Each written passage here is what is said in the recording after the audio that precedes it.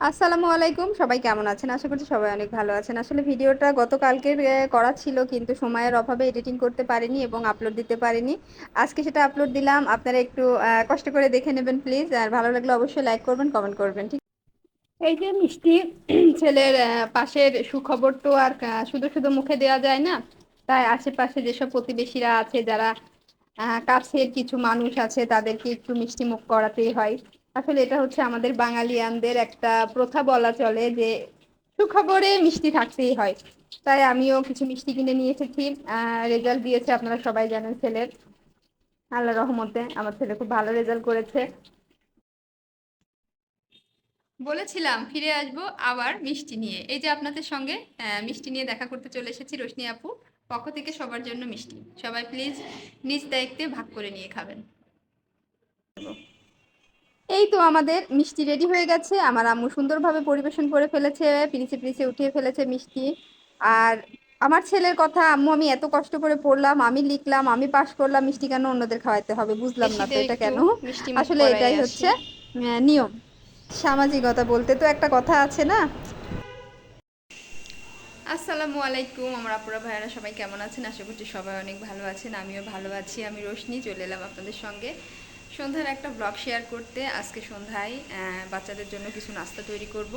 ভাবলাম আপনাদের সঙ্গে একটু গল্প করি আর নাস্তাটা তৈরি করি। তাহলে চলেন আমরা আজকে কি কি নাস্তা তৈরি করি আর সন্ধ্যায় কি কি নাস্তা করি সব কিছু আপনাদের সঙ্গে শেয়ার করব। আসেন রান্নাঘরে যাই। এদিকে আলু ভেজে নিয়েছি ফ্রেঞ্চ ফ্রাইয়ের মতো করে।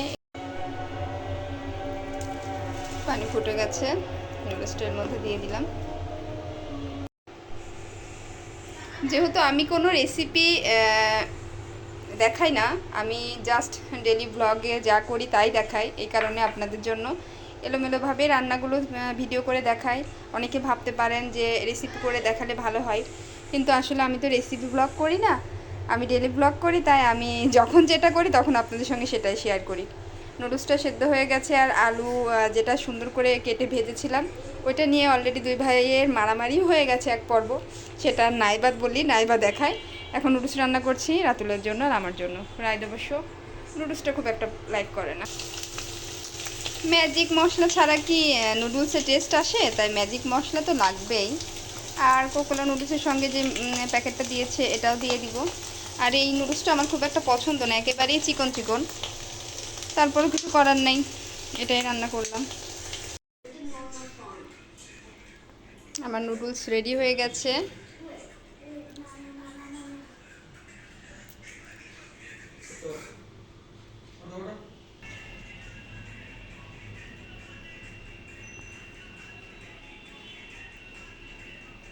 এই যে আমার রাইত বাবুর ফ্রেঞ্চ ফ্রাই রেডি, সে এখন খাবে ফ্রেঞ্চ ফ্রাই উইথ সস।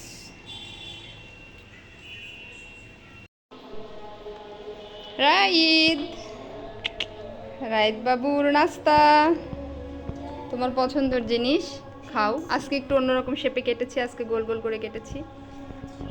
টেস্টটা একই আছে, শুধু শেপটা চেঞ্জ হয়েছে।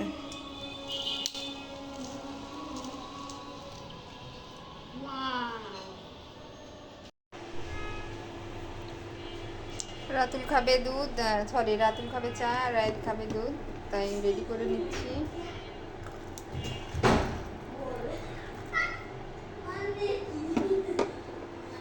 রাতুলের চা খেতে ইচ্ছা করেছে, আর এখানে আর এক বোতল দুধ রেডি করে রেখেছি, রাতে জাল দিয়ে রাতুল খাবে, রাইত খাবে। আর এখন সন্ধ্যায় ভাবলাম রাতুলকে যেহেতু চা খাবে, রাইতকে একটু দুধ দিই। খেতে চায় না, তবুও জোর করে খাওয়াবো।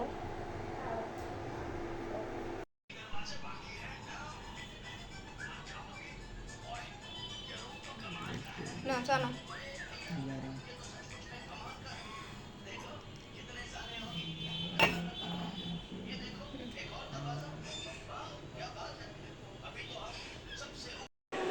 আমি চা খুব একটা মানে পছন্দ করি অনেক বেশি, কিন্তু খুব একটা খাওয়া হচ্ছে না ইদানিং, তাই অল্প একটু চা নিয়েছি।